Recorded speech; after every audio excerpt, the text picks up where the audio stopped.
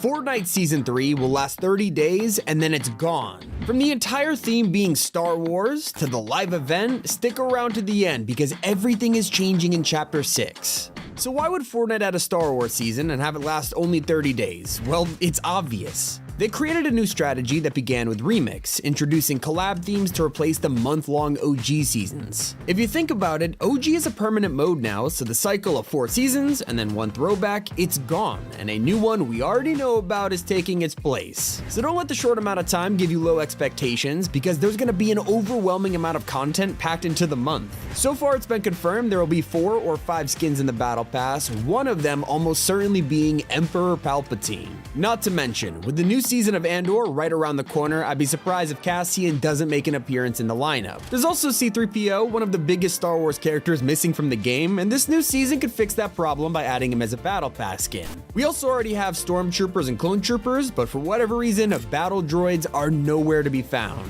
It's a reoccurring theme at this point that Fortnite throws a meme skin in their Battle Pass. It always gets a bunch of marketing. We had Peel Vereen, and they threw Big Dill into the current pass, so who will take this role in Star Wars? Well, Jar Jar Binks fits all the criteria, and literally everyone wants to see it happen. These are all without mentioning the characters that are somehow missing from Fortnite, whether it's Mace Windu or General Grievous, Rebel characters like Ezra and Hera. But it's not just outfits that Star Wars is bringing. Remember, this is a whole season, so that means the map is gonna have a huge update. Leakers have already revealed that we're getting 3 named POIs with their very own bosses, and of course there are so many areas this could be. Chances are we'll see our very own Star Wars themed biome full of different POIs, like maybe even a Mos Eisley cantina. Like, it wouldn't be the first time Epic brought one to the game like this. But it would also make sense to see something new, like the snowy mountains of Hoth, maybe a crashed AT-AT we could loot. Okay, that could also be pronounced at, so don't roast me.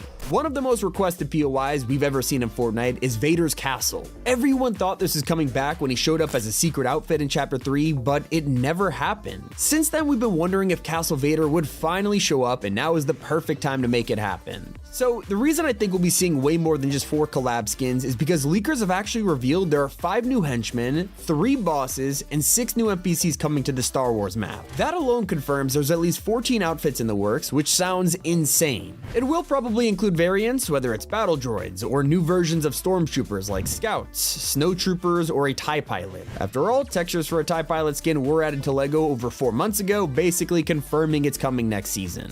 This is where I also dig up rumors of a Rebel Leia outfit that leakers have been talking about for over a year now, and this will probably appear in the item shop. Of course, we've constantly had Star Wars items in the game. It happens annually on May the 4th, so it's no surprise all the items and features you're used to will be coming back. This includes lightsabers, force powers, and all the classics that'll dominate the season. We would love to see new abilities though, like imagine being able to throw thermal detonators at enemies or control probe droids like the Falcon Scout. Not to mention the fact we could buy vehicles in Fortnite now. This gives Epic the opportunity to let us get land speeder skins or maybe custom speeder bikes to drive around on, and they could go even further and design an AT-ST vehicle that works like a mech. Okay, maybe not that last idea, but if there's one thing we could all agree on, if this season doesn't include lightsaber pickaxes, Fortnite has officially fumbled for the last time. It feels like we've been asking for this for so long, so it's now or never. Safe to say, if we don't get these pickaxes, we could abandon all hope of ever getting them. The craziest part is how this season has been in development much longer than you would think. Like I mentioned earlier, outfits like Rebel Leia and the TIE Pilot have been in the works for a year, but this goes back even further than that. During the Big Bang event, Fortnite teased a ton of multiverses, and one of these realities was gonna be a Star Wars universe. This was scrapped from the event at the last second, and we never got to see what they were teasing, until now. Yeah, they were working on the season a while ago and pushed it all the way to 2025. So Epic's already giving us official teasers of Season 3. What are they? Well, right now on the island, the storyline has been unraveling fast as the Spirit Realm portal begins to hint at the Star Wars reality. We had to track down a suspiciously familiar chest during these challenges, and we're using the items inside to analyze the portal. The biggest theory right now is that Palpatine is waiting on the other side. If it's true, it'll probably summon the entire Star Wars reality to the island during a mini-event. Think about the last Star Wars event, how they called tons of Star Destroyers to the map out of nowhere. This has the potential to be one of the coolest mini events yet. And in what is definitely not a coincidence, pay attention to the dates. Season 3 officially begins on May 2nd, the same day the LEGO Pass expires. Of course, LEGO already had their own Star Wars Battle Pass last year, so get ready for round 2.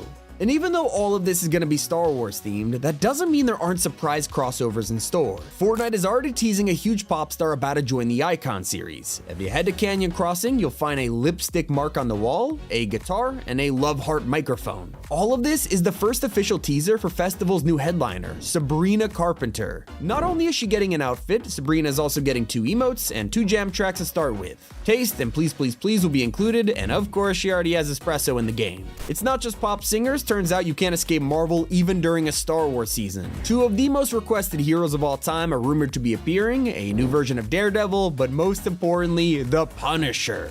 It's not fully confirmed right now, but even the possibility of this happening is sending players into a frenzy, like literally everyone wants this. With the new Daredevil show getting great reviews, it's no surprise Fortnite are desperate to put this in the game. They're also following it up with an anime collab.